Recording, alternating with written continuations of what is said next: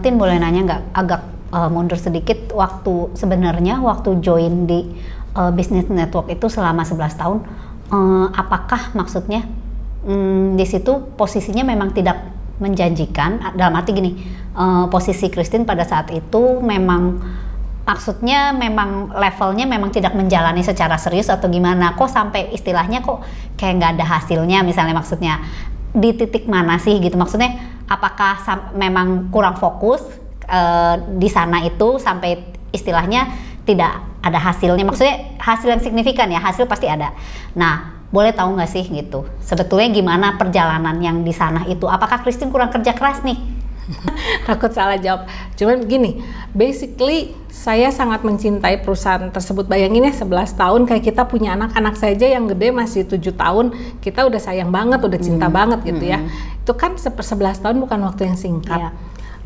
Dan di sini saya ngomong dalam kondisi gini loh, saya tidak mau menjelekkan, saya tidak mau membandingkan, tapi saya mau bicara dengan start awal bahwa perusahaan yang sebelumnya saya jalani merupakan bagian a part of my life gitu. Perusahaan tersebut bagian dari hidup saya yang Tuhan izinkan hadir dalam hidup saya dan membentuk saya, mendidik saya sampai saya ada hari ini gitu. Saya merasa perusahaan ini berjasa sangat besar untuk apa yang saya dapatkan hari ini di sini. Jadi perlu teman-teman ketahui, kalau kita pindah perusahaan jangan pernah ngejelek-jelekin, jangan pernah underestimate, karena tanpa mereka pun kita nggak akan ada hari ini gitu ya. Balik lagi ya, setiap perusahaan punya kebijakan masing-masing, punya aturan sistem masing-masing, dan kita harus ikuti semua di mana kita bernaung gitu. Sama seperti kita bekerja di perusahaan A, aturannya A sampai Z, semua pasti ada plus minus, ada yang lebih, ada yang kurang. Saya tahu sampai hari ini nggak ada satu perusahaan yang sempurna. Even kita di AFC seperti ini, saya bilang AFC nggak sempurna, betul ya, karena nggak ada lah yang sempurna. Tapi tinggal seberapa besar toleransi yang bisa kita kasih, dan kita bicara soal momen dan season. Saya cuma merasa begitu, karena apa?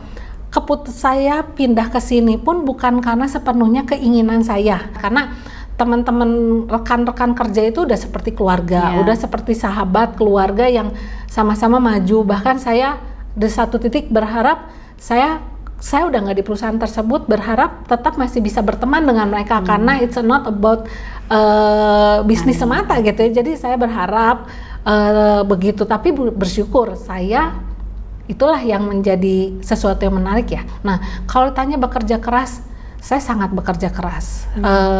Contohnya di perusahaan sebelumnya, waktu itu anak saya yang pertama dari 5 bulan, saya selalu bekerja tuh office hour ya, berpikirnya cuma mikir sederhana gini, kalau kita kerja di kantor office hour aja pasti ada gaji bulanan, pasti ada hasil. Masa sih kita kerja gak ada hasil? Apalagi di sini kita tahu potensinya hasilnya gede.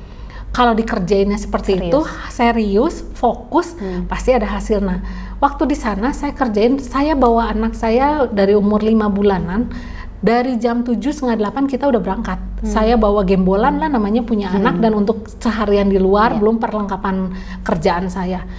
Anak saya tuh hidup di jalan itu 2 tahunan. Pagi pulang malam, ngapain aja, saya punya beberapa kegiatan yang udah pasti saya kerjain, saya bikin schedule dan lain-lain, ketemu orang, saya ada satu acara-acara dan lain-lain, sampai pengorbanannya anak saya yang gede itu nggak bisa tatap mata loh, nggak bisa eye contact. Baru saya tahu di tahun ketiga, kenapa saya akhirnya ada di posisi seperti yang tadi Ci Sylvie bilang, ada kondisinya menurun, karena saya memutuskan harus memilih. Waktu itu saya harus memilih mau maju di berkarir atau anak. Karena ketika saya melihat anak saya, orang gurunya ngasih tahu anak saya nggak bisa tatap mata, hancur hati saya. Saya kejar uang, ternyata tanpa saya sadari ngorbanin anak saya. Jadi dari situ saya mulai mengurangi, tapi saya tetap mengerjakan apa yang bisa saya kerjakan dari rumah.